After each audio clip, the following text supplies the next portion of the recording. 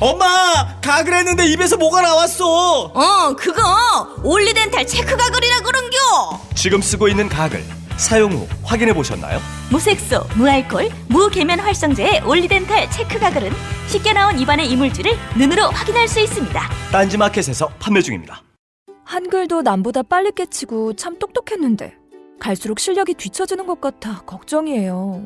혹시 초등학교 교과서 본 적 있어요? 어려운 어휘가 너무 많아요.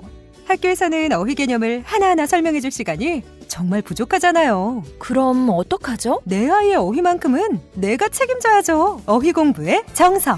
초등어휘 3000, 초등어휘 5000. 검색창에 초등어휘 3000을 쳐보세요. 자려고 누웠는데 저스툰 지루한 지하철에 저스툰 자려고 누웠는데 지루한 지하철에 클래스가 다른 재미 저스툰 클래스가 다른 재미 저스툰 웹툰 웹소설은 저스툰 클래스가 다른 재미 저스툰 다이어트를 위한 꿀팁. 동결건조 채소와 곡물, 단백질 그리고 효소와 비타민, 미네랄로 만든 다이어트 전용 그린 스무디로 하루 한두 끼만 바꿔 드세요. 비타샵 그린 스무디 다이어트 1522-6648 1522-6648 혹은 비타샵을 검색해주세요.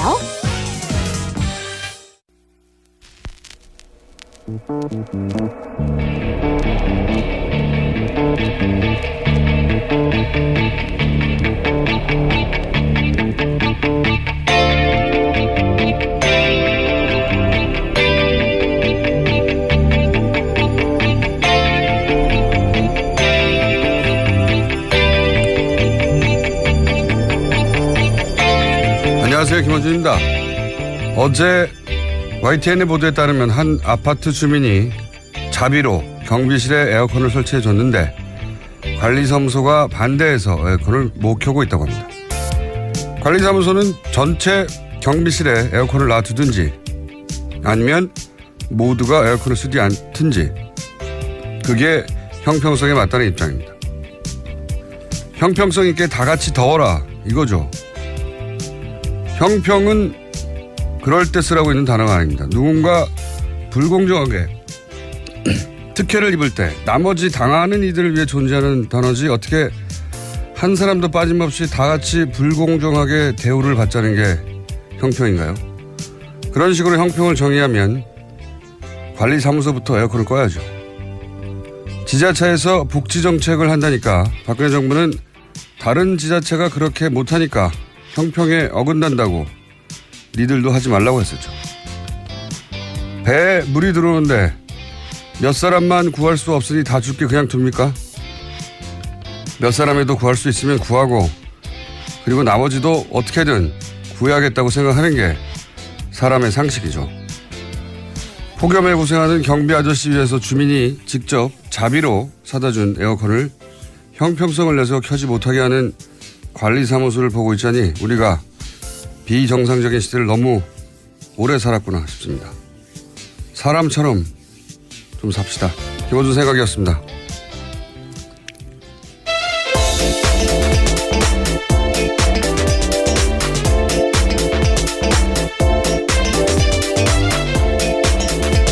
시사인의 김은지입니다. 제가 오프닝을 하다가 바람이 샌 적은 있었지만 기침이 갑자기 올라온 건 처음이었나. 힘내십시오. 기침을 그냥 할 걸 그랬어요. 네, 삼키느라 힘들었습니다. 자, 첫 번째 뉴스는요. 네, 북한이 대륙간 탄도미사일에 탑재할 수 있는 소형 핵탄두 개발에 성공했다고 미 정보 당국이 결론 내렸다는 소식입니다. 워싱턴 포스트 보도인데요. 미 국방부 산하 국방정보국이 지난달 북한 핵개발 프로그램에 대한 기밀평가를 이처럼 했다라는 겁니다. 또 미 정보당국은 북한이 최대 60기의 핵무기를 보유한 것으로 추산했는데요. 하지만 미국 최고의 핵 전문가 중 한 명으로 꼽히는 시그프리드 해커 박사가 워싱턴 포스트와 인터뷰에서 이에 대해서 비판했는데요. 과대 선전은 아주 위험하다라면서 이번 보고서에 대해서 비판한 겁니다. 적대적 공성관계라는 얘기가 있죠. 원래 과거 우리 보수 정권이 툭하면 이제 북한 위기론을 꺼내서 국내 문제를 덮었지 않습니까? 예. 서로를 적대하지만 서로를 위해 서로가 꼭 필요한 그 관계를 적대적 공생관계로 하는데 지금 트럼프는 북한이 고마워요. 생각해 보시면 이 일이 있기 직전까지 트럼프와 관련된 모든 뉴스는 다 사위, 아들, 딸, 러시아, 탄핵 이 뉴스였어요. 다 들어갔습니다 지금. 얼마나 고맙겠습니까. 그리고 미국의 군산 복합체들도 고맙죠. 예.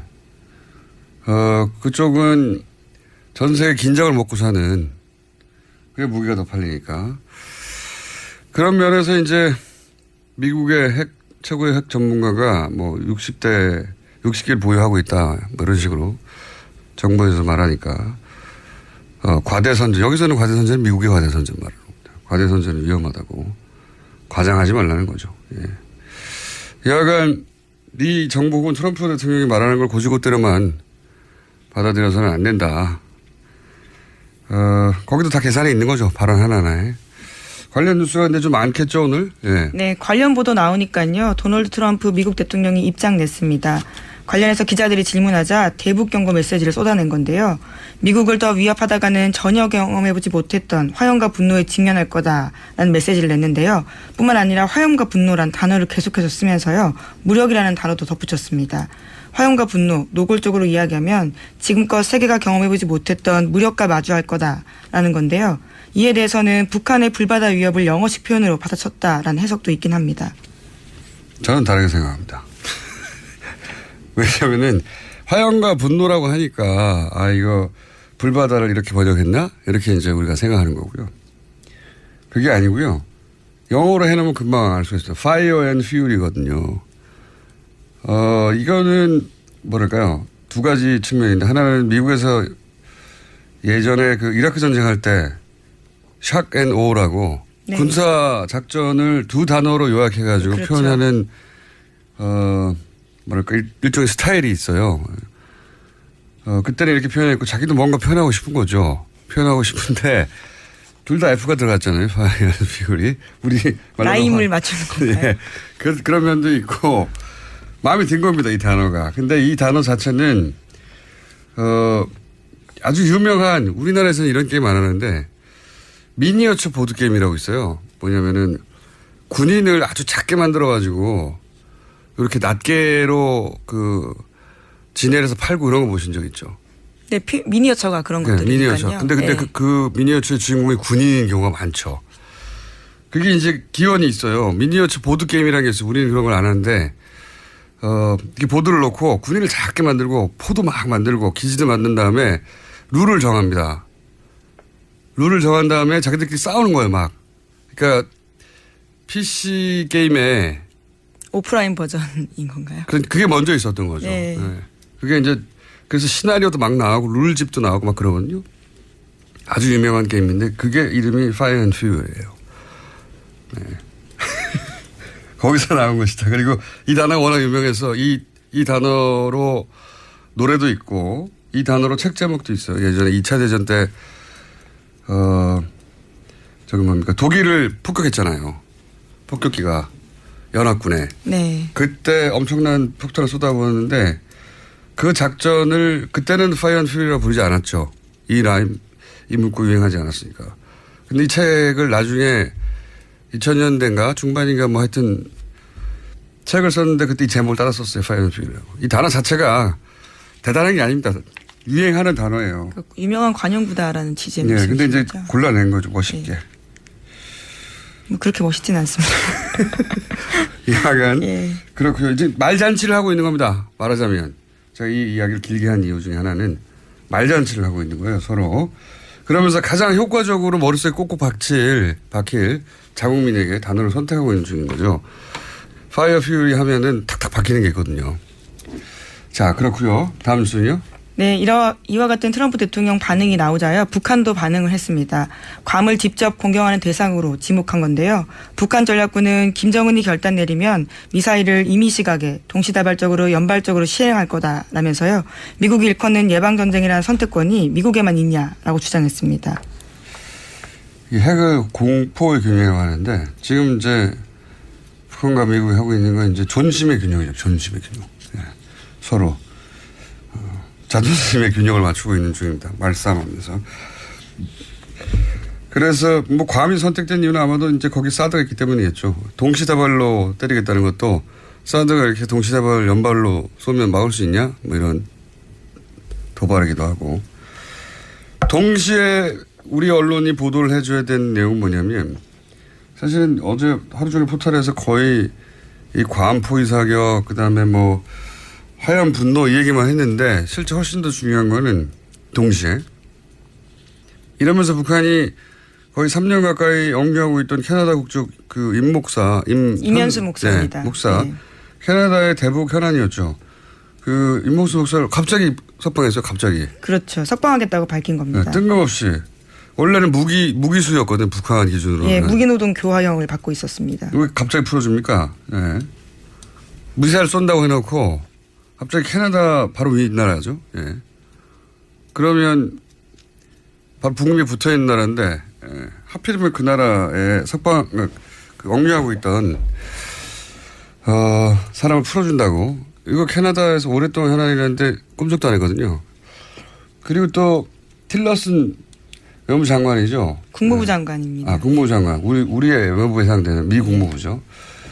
장관은 또 열심히 대화해야 한다고. 그렇게 이야기하고 있죠. 대화하자는 말이라고 이게 다. 예, 그런 얘기하고 있는데 그러면 동시에 투트랙을 가고 있는데 보도는 동시에 우리도 해줘야 되거든요. 우리나라에서도. 미국의 의도는 이런 강경 신호와 대화 신호를 동시에 보내고 있다고 그런 해설을 해줘야 되는데 정말 전쟁이 날 것처럼 보도만 하고 있으니까 보도가 왜 이러는지 모르겠어요. 네, 뉴스공장에서 좀 더 강조해서 말씀드리겠습니다. 어제 렉스 틸러슨 미 국무부 장관이요. 그와 관련해서 입장 밝혔는데요. 괌을 포함해서 임박한 위험이 있다고 생각하지 않는다라는 겁니다. 또 북한의 오판을 막기 위해서 트럼프 대통령이 메시지 전달하고 싶었던 거다라고 해석하기도 했는데요. 트럼프 대통령은 김정은이 이해하는 언어로 강력한 메시지를 전달한 거라면서 김정은이 외교적 언어를 이해하지 못하기 때문에 저렇게 반응한다라고 이야기한 겁니다. 그러니까요. 대통령은 그 자국민의 귀에 꼭 박히는 단어를 선택해서 말을 하고 그리고 주무장관은 이게 다 대화하자는 제스처다라고 해설해주고 투트랙을 동시에 걸고 있고 북한도 마찬가지예요. 북한도 괌을 때린다고 하면서 또 임현수 목사 예. 캐나다 국적입니다. 우리나라. 예, 한국계 캐나다인입니다. 네. 이게 캐나다 해난이었어요. 오랫동안. 네, 2015년 1월 달에요. 나선 지역에서 평양으로 이동하다가 체포된 바 있는데 국가전복 음모 행위였습니다. 그러니까 북한에서는 굉장히 센 혐의인데 이에 대해서 무기노동 교화형 받고 복역 중이었는데 어제 조선중앙통신에서 적대 행위를 감행한 이유로 무기노동 교화형 받았던 임현수 목사를 인도주의적 견지에서 병보석했다라고 밝혔습니다. 갑자기 인도주의가 어제는 전쟁하자고 하다가 갑자기 인도주의가 왜 나옵니까? 이런 시그널이 동시에 나오는 거를 동시에 사실 해설해줘야 보도의 균형이 맞는 거죠. 왜 전쟁 난다는 보도 뭐 이렇게 많이 나오는 건지. 자, 하여튼 그런 일이 벌어지고 있습니다. 네. 그리고 말전쟁을 하고 있고요. 이 관련해서는 저희가 잠시 후에 정세 전 장관과 함께 짚어보기로 하겠습니다. 관련 뉴스가 너무 많아서 좀 길게 얘기했습니다. 하여튼 불바다 이야기 때문에 그런 단어가 나온 게 아니라는 거. 예. 말싸움 중이라는 거. 존심의 균형을 맞추고 있다는 거. 자, 다음 뉴스는요? 네, 어제 문재인 대통령은 건강보험 확대 방안을 발표했습니다. 대부분의 치료비에 건강보험을 적용하겠다라는 내용인데요. 2020년까지 전 국민 의료비 부담을 평균 18% 낮추겠다고 약속했습니다. 그러니까 미용이나 성형처럼 명백하게 보험에서 제외되는 항목 외에는 모두 건강보험 적용하게 된다라는 건데요. 4대 중증 질환에 한정된 의료비 지원 제도도 모든 중증 질환으로 확대하겠다라는 겁니다. 이게 좀 사실은 오랫동안 많은 대선 후보의 공약이긴 했어요. 네, 그렇죠. 한 번도 실현된 적이 없어서 그렇지. 네, 지금 리얼미터에서 들어와서 굉장히 시끄럽게 앉고 있네요. 오늘 리얼미터 미니가 있거든요. 조용조용히 할 것이지 이렇게 시끄럽게 앉아서 앉으면은. 자, 우리 보험제도가 유럽에 비해서는 되지만 미국에 비해서는 뭐 몇십 년 앞섰거든요, 사실. 예. 이 분야 미국은 참 미개합니다, 보험제도. 국민보험제도에 있어서는. 미개란 단어를 쓰셔도 괜찮아요. 미개해요, 실제로. 거기서. 이런 정도의 그 국민소득 수준과 흔히 말하는 선진국 중에 이런 보험제도를 가지고 있는 나라가 없어요. 근데 워낙 거기는 사보험 회사들이 막강하고 로비스트들이 그렇죠. 막강하기 예. 때문에 오바마 대통령도 결국 오바마 케어라고 하는 아주 반쪽짜리밖에 못했죠. 그것도 지금 미국에서도 그걸 지금 뒤집으려고 하고 트럼프는 있습니다. 다시 백하려고 하는 예. 것이고 거기는 환자에게는 헬이죠, 헬 정말로. 여하간 이렇게 해주면 좋은데요, 정말. 예. 비용과 성형 외에는 예를 들어서 뭐 암이든지 중증 같은 경우에 감기는 되는데 암이 안 돼서 문제다. 이런 게 핵심이었잖아요. 보험제도 문제 우리나라에선. 이렇게 해주면 참 좋은데 재원을 어떻게 할 거냐. 네. 이 재원을 어떻게 할 거냐를 제대로 설명해 주고 그리고 그게 문제가 없다면 만세죠. 이런 거는 진짜. 예, 우선 어제 정부가 밝힌 바로는요. 건강보험 누적 흑자 일부와 국가 재정으로 감당하겠다라는 건데 또 계속해서 세금과 관련된 정책도 나오고 있습니다. 알겠습니다. 저 리얼미터 옆에 앉아서 부실부실 거리고 있으니까 빨리빨리 진행하죠. 자, 제목 중심으로 좀 훑어보겠습니다. 네, 국세청이 부동산 탈루 혐의자 286명에 대해서 세무조사 나섰습니다. 다운계약서 작성, 변칙증여 등 혐의가 의심되는 사람들한테 전국 동시에 세무조사하겠다라는 겁니다. 네. 소위 파리 부동산 대책의 후속인 거죠. 예. 이제 안 팔면 되지 않느냐 이런 반응에 대해서 그래? 그러면 뭐 당장 소득원도 없는데 주택을 이미 3채 이상 갖고 있다든가 뭐 아니면 분양권을 팔았는데 양도소득세가 전혀 없다고 신고했다든가 뭐 이런 의심스러운 사례들 골라서 탈루한 거 아니야? 라고 국세청이 흔히 말하는 털기 시작한 거죠. 예. 근데 뭐 원래 내야 될 것들을 안 낸 거니까요. 무섭겠습니다. 수 있죠. 네. 이렇게 돼서 걸리면 부동산은 덩어리가 커서 한 번 걸리면 몇백만 원이 아니라 몇억 단위로 세금을 수익당할 수 있거든요. 예. 집안채가 날아가는 거죠. 이런 식으로 하면. 김상조 위원장이 그랬지 않습니까? 정부 정책에 정하지 말라고. 예. 지금은 정하면 안 되는 시기입니다. 자, 부동산은 그렇고요. 예. 다른 뉴스는요? 네, 또 종교인 과세 관련해서는요, 또 유예될 수도 있다라는 논란이 있는데요. 예정대로라면 내년 1월 1일부터 종교인도 소득세 내는 대상이 됩니다. 하지만 김진표 의원이 이 시기를 2020년까지 미루는 소득세법 개정안 발의했습니다. 국회의원들 중에 개신교도들 중심으로 김진표 의원은 특히 대표적이죠. 예, 관련해서. 종교인 과세 문제는 저희가 별도로 다룰 만한 덩어리의 뉴스라서 짧게만 언급하자면 성경에도 나와 있어요. 가이사의 것은 가이사에게. 예. 세금을 내야 됩니까? 라고 예수에게 묻자. 가이사의 것은 가이사에게 주라고 세금 내라는 얘기입니다. 예. 성경에 그런 말이 있습니다. 다음에 다루기로 하고. 자, 다음 뉴스는요? 네, 검찰이 국정원의 민간인 댓글 부대 자료 공식 요청했습니다. 그래서 이번 주 중으로요, 자료가 넘어갈 것으로 보이는데요. 관련해서 특히 국정원 예산 부분에 검찰이 집중해서 보겠다라는 겁니다. 이건 의미가 있네요. 물론 뭐 예산을 국정원에 설마 다 넘기겠습니까만은 어쨌든 국정원의 예산을 들여다보는 첫 케이스가 될 수 있으니까 10분의 1만 넘긴다고 하더라도 뭐 혹은 100분의 1만 넘긴다고 하더라도 의미가 크네요. 이건. 국정원 예산은 사실은 국회의원 일부 그것도 문 닫고 비밀 발설하지 않는 전제하에 큰 덩어리로 들여다볼 수 있었을 뿐 세부적으로 들여다볼 수 없었거든요. 그러다 보니까 문제점들이 많았습니다. 불법적으로 전용되는 경우가 많아서요. 그러니까요. 자, 이제 한두 개 정도를 풀면 끝날 것 같습니다. 예. 네, 오늘 국민의당 827 전당대회 후보 등록이 시작됩니다. 오늘 11일까지 후보 등록 마감하고요. 또 이제 전당대회가 시작됩니다. 그렇군요. 여기서 안철수 후보가 대표가 되지 못하면 큰 문제죠. 예, 안철수 후보 자신에게. 국민의당에게도 큰 위기가 닥칠 수 있고. 대표가 된 이후에도 쉽지 않습니다. 제가 보기에는. 그런데 뭐 그건 저희가 걱정할 일은 아닌 것 같고요. 예. 다음 뉴스는요. 하나 정도 더 하면 끝날 것 같은데요. 예, 박지원 의원이요 또 관련해서 폭로한 게 하나 있는데요. 19대 대선 당시에 안철수 국민의당 후보와 유승민 바른정당 후보 간에 단일화 논의가 있었다라는 겁니다. 이에 대해서 유승민 후보는요 부인했습니다. 단일화 후보 자체가 없었다고 했습니까? 아니면 단일화 후보 단일화 후보 논의 자체가 없었냐? 아니면 논의는 있었지만 그런 말은 한 적이 없다. 그 어떤 말도 들은 적이 없고 한 적도 없다라는 겁니다. 아예. 예. 김무성 의원은 반응은요? 김무성 의원 같은 경우에는요. 자신은 관련해서 그런 말을 박 의원에게 전한 적이 전혀 없다라면서 박 의원이 자기에게 들었다면서 소개한 유승민 의원 발언은 사실무근이다라고 했습니다. 다만 만난 거는 맞는데. 그렇죠. 단일화 논의를 한 거는 맞는데 유승민 의원이 단일화 할 거면 햇빛 정책, 대북 정책을 버리고 사과해라. 예, 국민의당이 이럴 수는 없죠. 예. 그러면 자신이 탈당해 준다 이렇게 이야기했다는 겁니다. 박지원 대표는 바른정당이 그걸 요구한다면 그렇다면 내가 햇볕 정책을 추진하는 당사자라고 할 수 있는 박지원이 내가 탈당해 주겠다. 그러면 단일화 되겠느냐. 이런 말을 주고받았다는 거예요. 그때 당시에. 박지원 전 대표의 주장입니다. 물론. 예. 방송에 대고 한 이야기고요. 여기 대해서 이제 코멘트를 한 거죠.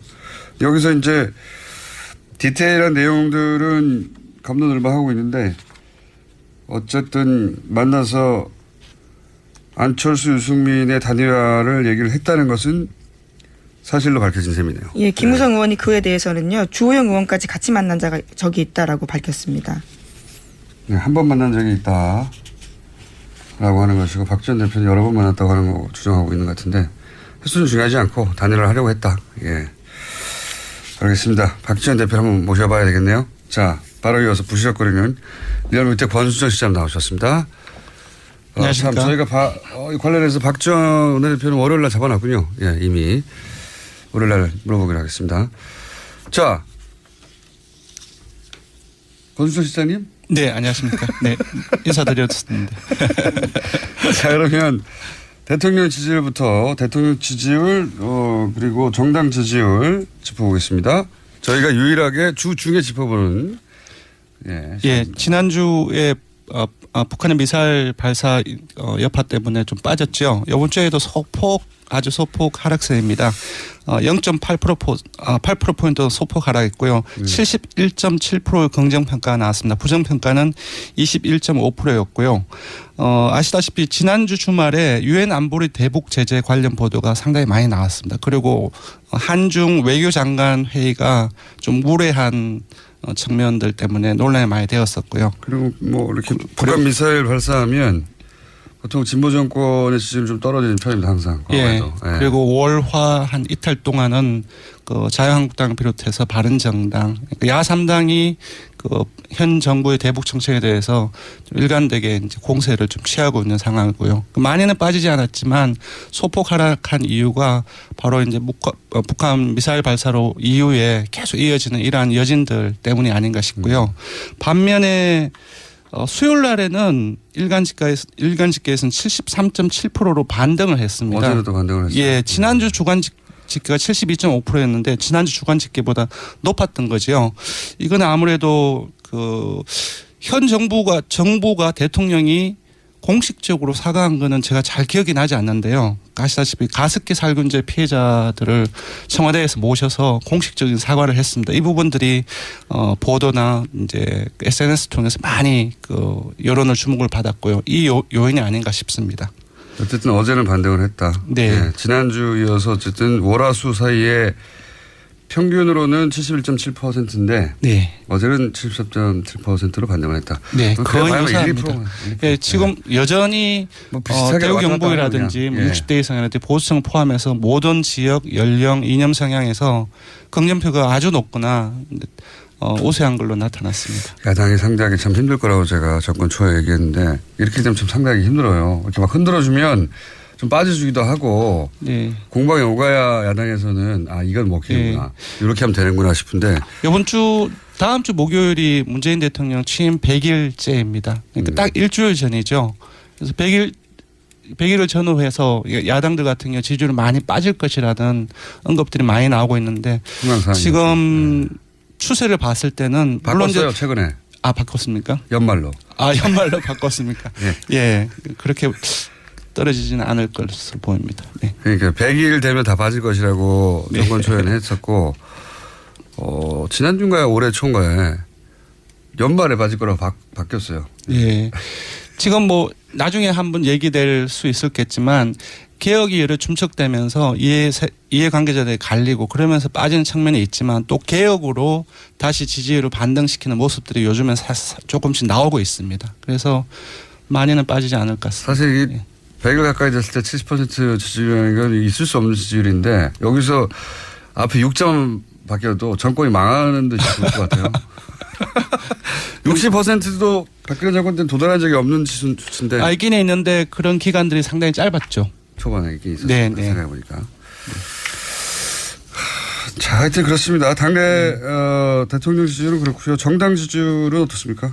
정당 지지율은 아무래도 그 문재인 대통령하고 여당 지지율은 좀 같이 연동되는 측면들이 상당히 많습니다. 따라서 그 민주당 같은 경우는 지난주 주간 집계 대비 1.5%포인트 내려서 41.9%가 나왔습니다.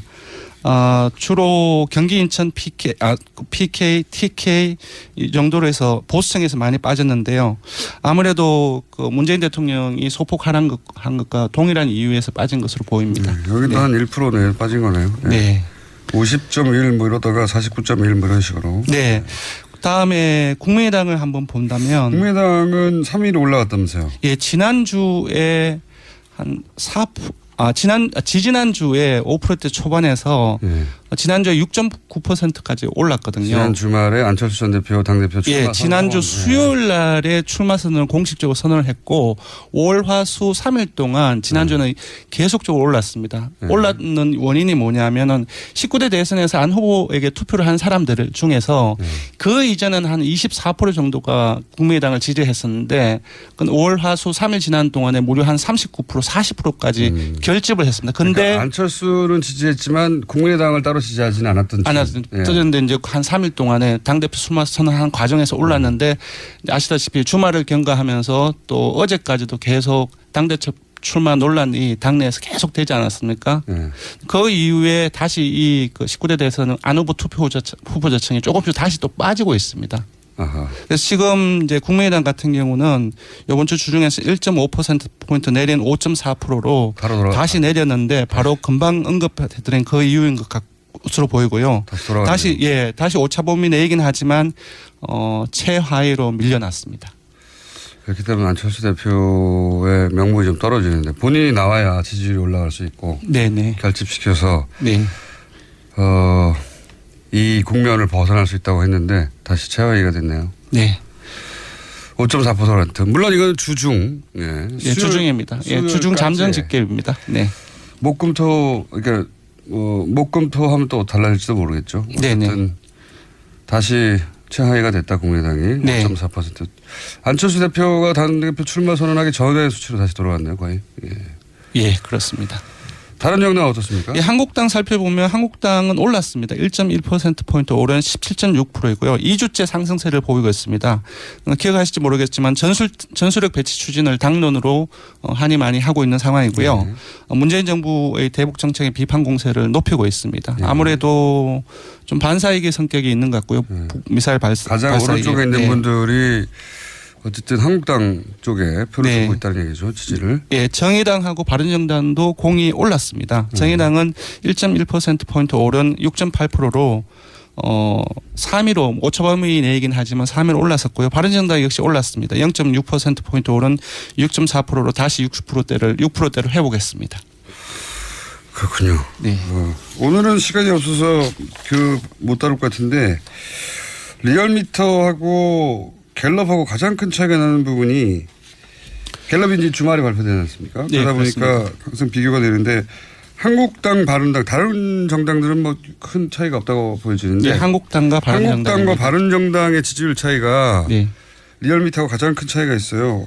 갤럽에서는 두 당의 차이가 거의 없거나 붙었거든요.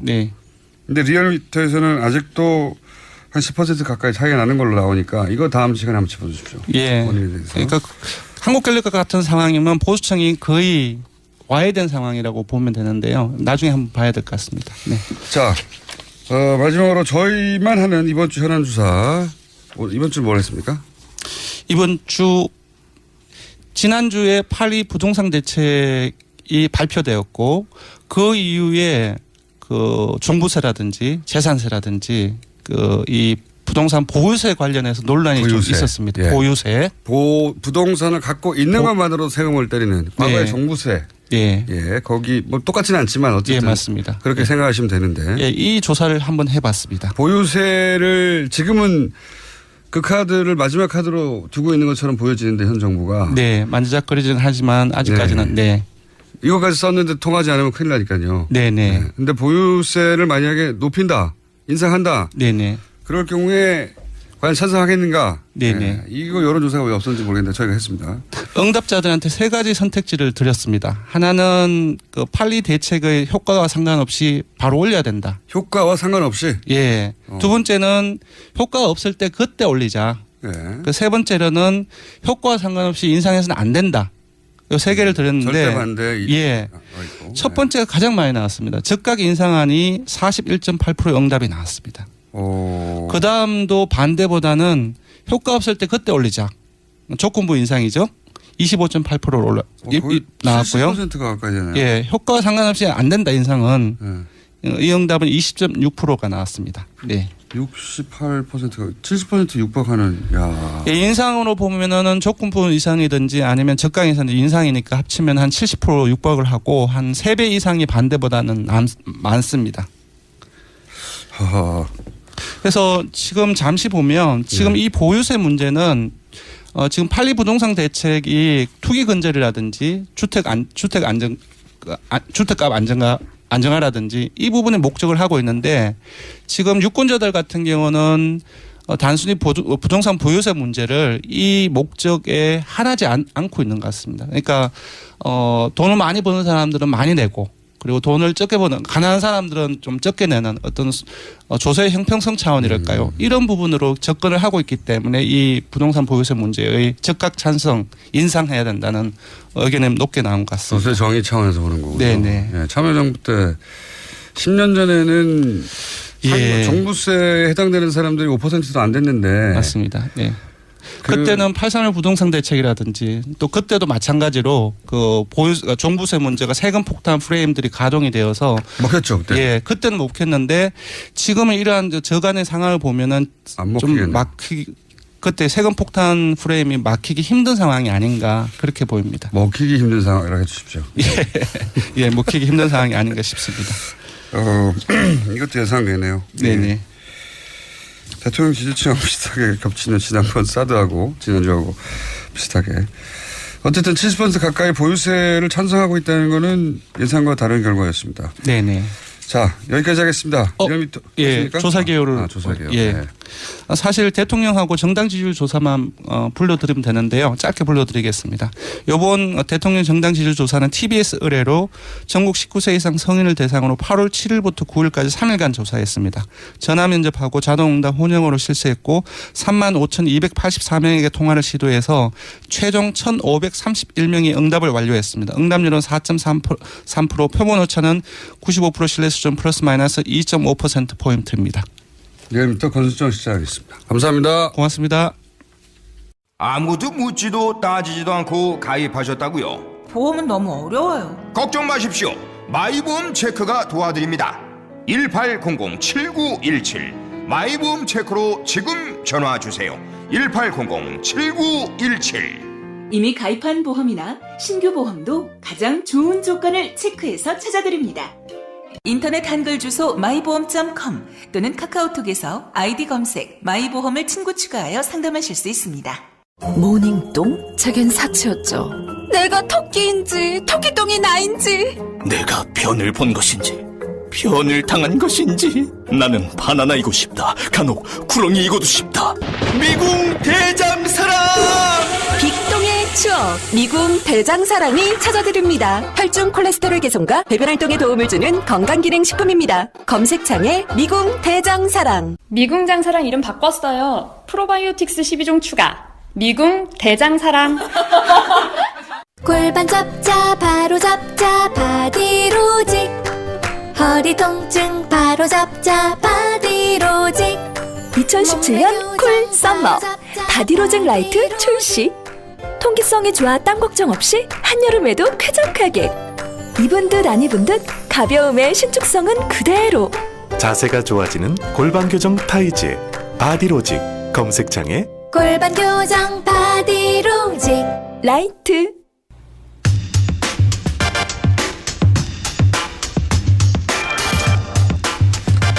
북한과 미국이 극단적인 말을 주고받고 있죠. 한반도 8월 위기설 한번 짚어보겠습니다. 정세현 전 통일부 장관 연결됐습니다. 안녕하세요, 장관님. 예, 안녕하세요. 네, 까칠하다는 말을 하지 말아달라고 네. 저희 작가한테. 까칠한 사람 아니에요. 네, 부드러운 사람을 까칠하다고 하는데요. 네, 까칠한 말을 하지 말아달라고 하는 까칠한 장관님 연결됐습니다. 네. 자, 북한이 괌을 타격하겠다 구체적으로 지명을 거론하면서 네. 그런 말도 하고 뭐 그 미국에서는 트럼프 대통령은 불바다는 아니었죠. 화염과 분노. 예, 뭐 네. 이런 발언도 하고 서로 아주 극단적인 말들을 주고받고 있습니다. 우선 북한이 왜 괌을 거론했을까? 그리고 실제 괌을 타격할 가능성이 있을까? 어떻게 보십니까? 북한을 오랫동안 상대하신 분으로서. 이건 말폭탄이라고 생각합니다. 왜냐하면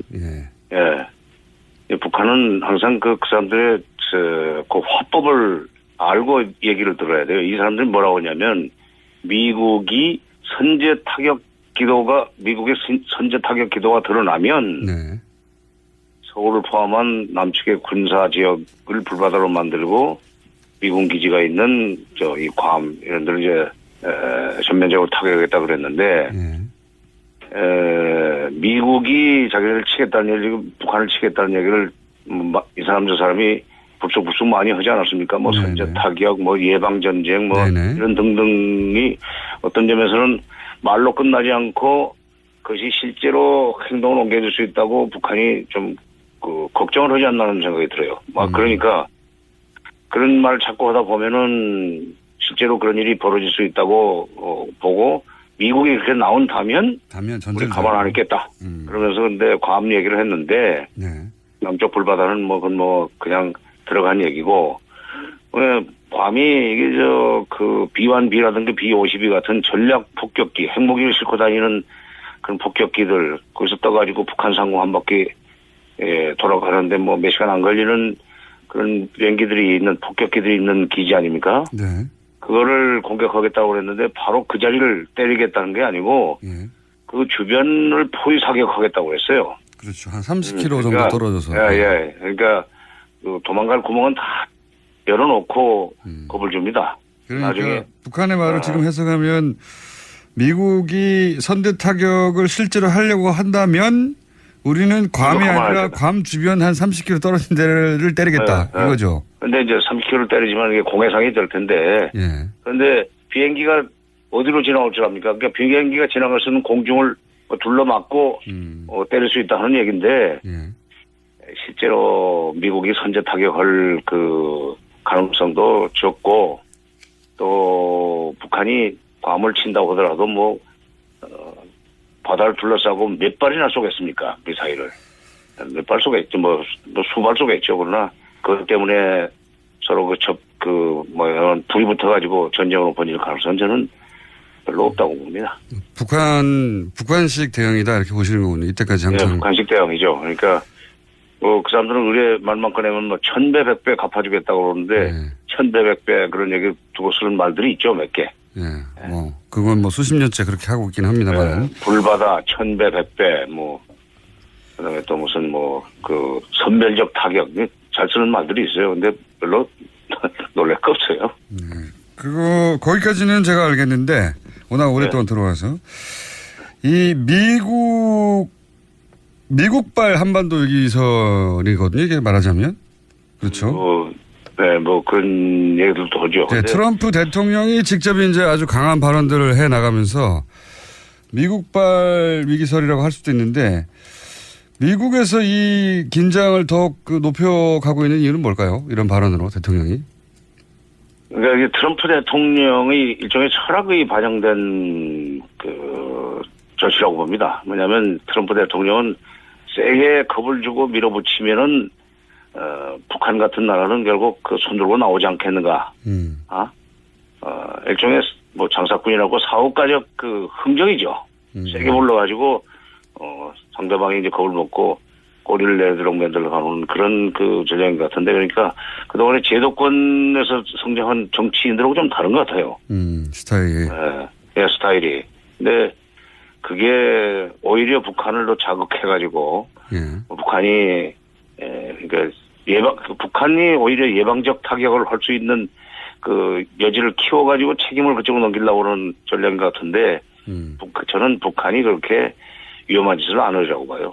그 사람들 말폭탄 쏟아내다가 결정적인 순간에 싹 방향 틀어가지고 빠져나가는 데는 여러 번 보면서 참 귀신 같다 하는 생각을 많이 했었습니다만. 그런 전략으로 이때까지 살아남았죠, 사실은. 예. 그렇죠. 그래서 오히려 상대방이 방향을 틀도록. 근데 되게 그렇게 북한이 벼랑 끝에서 극단적인 압박을 통해서 미국을 들어가면은 결국 미국이 방향을 트는 그런 전례들이 몇 개 있습니다. 왜 형제 간에 싸우면 큰 놈이 참으라고 그러잖아요. 네. 실제로 북한은 잃을 게 없다는 뜻이 나오면 결국은 그렇죠. 미국이 북한의 요구를 들어주는 경우가 많았죠, 오히려 지금까지는. 그리고 지금 동아시아의 현실로 봐서 6.25 때도 6.25 때 중국이 별거 없을 때도 중국이 바로 참전하지 않았어요. 예. 지금 중국은 미국 다음 가는 강대국입니다. 예. 북한을 군사적으로 공격하면 바로 그 불똥이 중국 대륙으로 뛰고 특히 동북 삼성 만주로 번질 거기 때문에 중국이 가만 안 이렇게 되는 거죠. 이렇게 되면 이건 한반도 전쟁이면서 실제로 미중 전쟁이에요. 세계대전이 되는 거죠, 사실은. 그렇죠. 미국이 그렇게 그거 벌렸다가 지금 다른 유럽이라든가 중동 같은데 벌려놓은 일들이 많은데 그거 어떻게 감당하겠어요? 못합니다. 그럼 8월 위기설은 어떻게 나온 거라고 보십니까? 뭐 이유가 있을 거 아닙니까? 이게 4월 위기설도 있었죠, 그때. 예. 4월 달에도 내가 다른 데서도 한번 얘기했는데 4월 달에는 금년도 예산이 지금 한참 심의 피크 기간일 거예요. 9월에는 결정이 돼야 됩니다. 미국 예산 심의. 예산이 10월부터, 우리는 1월부터 시작이 되지만 10월부터 예산 연도가 시작이 돼요. 네네. 9월 국회에서 이제 끝을 내야 되는데 8월이면 이제 한참 밀고 당기는 기술 조정도 해야 되고 하는 그런 시기 아니에요? 네네. 기술적으로. 이때 이 주한미군 또는 극동지역 또는 태평양 사령부의 예산이 깎이지 않도록 하려면 이 한반도가 위험하니까 절대로 이 부분은 손대지 말라는 그런 어떤 메시지를 보내기 위해서 나는 이 출처가 미국 내 군산복 합체 내지는 군부라고 봅니다.